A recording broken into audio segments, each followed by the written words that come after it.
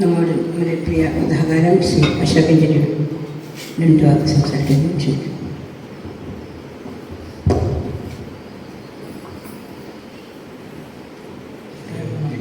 ഇവിടേക്ക് ശബ്ദം കയറുന്നില്ല, അതിൻ്റെ ഒരു പ്രതിസന്ധി ഉണ്ട്. എക്കോ കാരനെ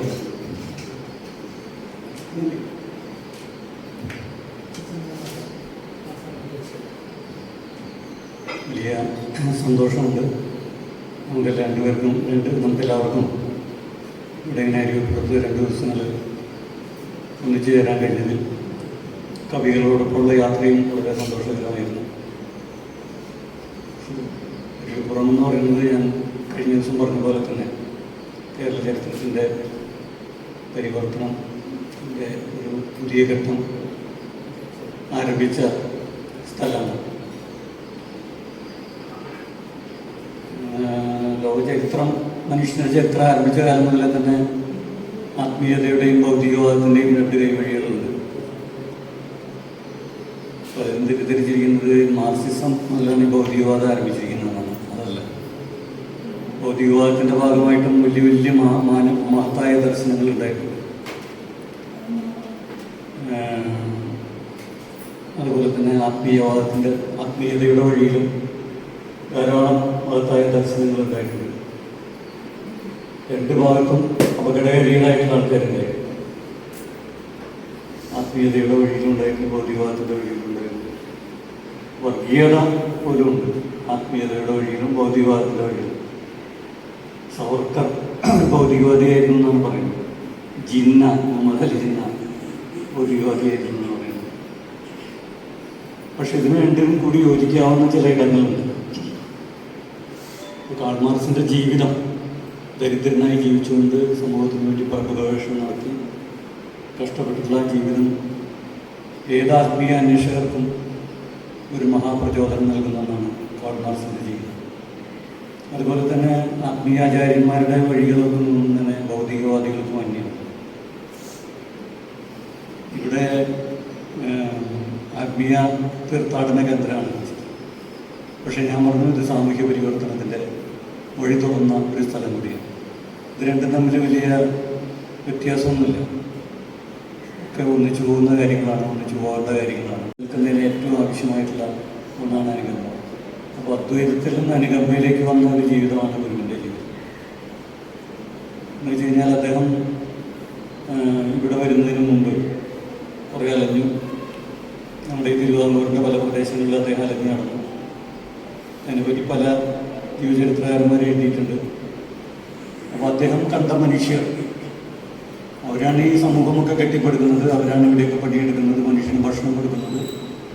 പക്ഷേ അവർക്ക് കരുത്തരായിരുന്നു, ആരോഗ്യമുള്ളവരൊക്കെ തെങ്ങിൻ്റെ മുകളിൽ കയറുന്നവർ, അതുപോലെ തന്നെ കടലിലൊക്കെ പോയി വെറും അന്നത്തെ മട്ടിൽ ഒരു ചാളത്തടി എന്നാണ് ഇവിടെ പറയുക.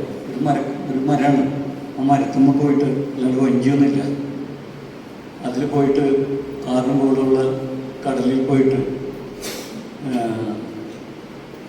മീൻ പിടിച്ച് വരുന്ന മുക്കുവൻ, അല്ലെങ്കിൽ തെങ്ങിൻ്റെ മുകളിൽ കയറി ഇറങ്ങിയിടുന്ന ആളുകൾ ഭയങ്കര കരുത്തുള്ള ആൾക്കാർ തന്നെയാണ്, അതിനനുസരിച്ച്. പക്ഷെ അവർ അടിമകളായിരുന്നു. അവരെക്കാളൊക്കെ എത്രയോ ദുർബലരും കായികമായി കരുത്ത് കുറഞ്ഞവരായിട്ടുള്ള ചില പ്രത്യേകിച്ചും മേൽജാതിക്കാരായിട്ടുള്ള ആളുകളുടെയൊക്കെ മുമ്പിൽ അവർ ഓച്ചാനിച്ച് നിൽക്കേണ്ടി വരും, അടിമകളായിട്ട് നിൽക്കേണ്ടി വരും. സൂര്യപ്രകാശത്തിലേക്ക് കടന്നു വരാൻ പോലും അവകാശം ഉണ്ടായിരുന്നില്ല. കാരണം എന്ന് വെച്ച് കഴിഞ്ഞാൽ ഒരു കരുത്ത് ഇവന്ന് വന്നെന്ന് ഒരൊറ്റ അടിച്ച് കഴിഞ്ഞാൽ നാടുവിട്ട് കൊണ്ടി വരും. പക്ഷെ എന്താ വെച്ച് കഴിഞ്ഞാൽ അടിക്കില്ല. കാരണം എന്ന് വെച്ച് കഴിഞ്ഞാൽ ചവിട്ടിക്കഴിഞ്ഞാൽ ആ കാലിനെ പൂജിക്കുകയുള്ളൂ. കാരണം എന്ന് വെച്ച് കഴിഞ്ഞാൽ അവൻ്റെ കയ്യിൽ ദൈവം അവൻ്റെ പരിധിയിലാണ്. അവനെ കോപിപ്പിച്ചാൽ, അവന് ദോഷം ഉണ്ടാക്കി കഴിഞ്ഞാൽ ഇവന് മാത്രമല്ല ഇവൻ്റെ വംശപരമ്പരകളെ കൂടി തകർത്ത് കളയും എന്നുള്ളൊരു ബോധമാണ് ഉണ്ടായത്. അത് തിരിച്ചറിഞ്ഞ ഗുരു അവനെന്താണ് ആവശ്യം എന്ന് കണ്ടെത്തും, അവനെ അറിയുക. ഇപ്പോൾ ഈ പുസ്തകം ആത്മോപദേശ ശതകത്തിൻ്റെ ഒരു മനോഹരമായ വ്യാഖ്യാനം നമ്മുടെ സ്വാമികൾ തയ്യാറാക്കിയിട്ടുള്ളത്. ആത്മോപദേശശതകം നിങ്ങളെല്ലാവരും അറിയും, കവികളെല്ലാവരും അത് വായിക്കേണ്ടതാണെന്നാണ് എൻ്റെ ഒരു അഭിപ്രായം. അപ്പോൾ ദേശീയ സദനം ഗുരുവിൻ്റെ ഏറ്റവും പ്രധാനപ്പെട്ട കൃതിയാണ്. അതിൽ ഏറ്റവും പ്രധാനമായിട്ട് അദ്ദേഹം പറഞ്ഞിട്ടുള്ള അറിവാണ്. അറിവിനെ കുറിച്ചാണ്. അറിവിനെ കുറിച്ച് വേറെയും കവിതയുണ്ട്. അറിവെന്ന് പറഞ്ഞിട്ടുള്ളൊരു കൃതി തന്നെ ഗുരുവിൻ്റെ. അപ്പോൾ അവനവനെ അറിയുക, ആ അറിയുന്നതിന് വേണ്ടിയുള്ള ഒരു വിഗ്രഹമാണ് അദ്ദേഹം ഉദ്ദേശിച്ചത്. ഇവിടെ ഞാൻ പറഞ്ഞിട്ടുള്ളതെന്ന് വെച്ച് കഴിഞ്ഞാൽ ഗുരു ഈ അവിടെ മുന്നിൽ തന്നിട്ട് ഒരു വിഗ്രഹം എടുക്കുമ്പോൾ അത് കരഞ്ഞുകൊണ്ടാണ്, കണ്ണീർ വാർത്തുകൊണ്ടാണ് അത് പ്രതീക്ഷിച്ചതെന്നാണ് പറയുന്നത്. അപ്പോൾ ആ വഴിയുടെ ഒരു തുടക്കമാണ് ഇവിടെ. മറ്റൊരു കാര്യം കൂടി, ഞാൻ എൻ്റെ ലേഖനത്തിൽ പ്രധാനമായിട്ട് പറഞ്ഞിട്ടുള്ളത് ഏറ്റവും അധികം തെറ്റിദ്ധരിക്കപ്പെട്ടിട്ടുള്ള ഒരാൾ ഗുരുവാണ്. അതിന് കാരണമായതെന്ന് വെച്ച് കഴിഞ്ഞാൽ അന്നത്തെ ഒരു അധസ്ഥിത സമുദായ വിഭാഗം അദ്ദേഹത്തെ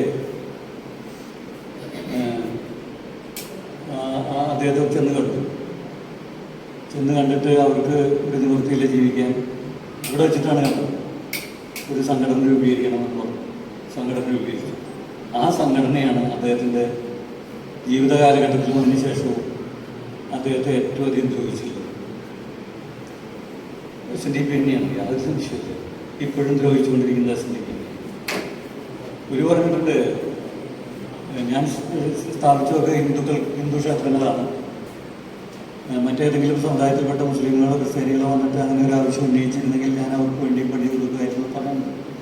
അവരാവശ്യപ്പെട്ടില്ല. കാരണം വെച്ചാൽ അവർക്ക് ആവശ്യമില്ല. അന്ന് മുസ്ലിങ്ങൾക്കും ക്രിസ്ത്യാനികൾക്കും ആരാധിക്കാൻ ഒരു തടസ്സം ഉണ്ടായിരുന്നില്ല. അതിൽ ഏറ്റവും ദരിദ്രനും പള്ളിയിൽ പോകാൻ അനുവാദം ഉണ്ടായിരുന്നു. പക്ഷേ ഈ ഹിന്ദു വിഭാഗങ്ങളുടെ കാര്യം അങ്ങനെയല്ല. അവർക്ക് ആരാധനത്തിൽ കടക്കാൻ അനുവാദം ഉണ്ടായിരുന്നില്ല. അപ്പോൾ അവർക്കായിരുന്നു ആവശ്യം. അതുകൊണ്ട് അവർക്ക് വേണ്ടി ചെയ്തു എന്ന് ഗുരു പറഞ്ഞിട്ടുണ്ട്. അപ്പോൾ അതാണ് ഇവിടെ സംഭവിച്ചത് എന്ന് ഞാൻ പറയാൻ ധാരാളം കാര്യങ്ങൾ പറയാനുണ്ട്. സമയത്ത് ഞാൻ പറയില്ല. എന്തായാലും വലിയ സന്തോഷം. സ്വാമികൾ കുറേ കാലങ്ങൾക്ക് ശേഷം വീണ്ടും കാണാനും അദ്ദേഹത്തിൻ്റെ ഈ പുസ്തകം കൈപ്പറ്റാൻ, അദ്ദേഹത്തിൽ നിന്ന് തന്നെ കൈപ്പറ്റാനൊക്കെ ഉള്ള ഒരു സന്ദർഭം ഉണ്ടായിരുന്നു.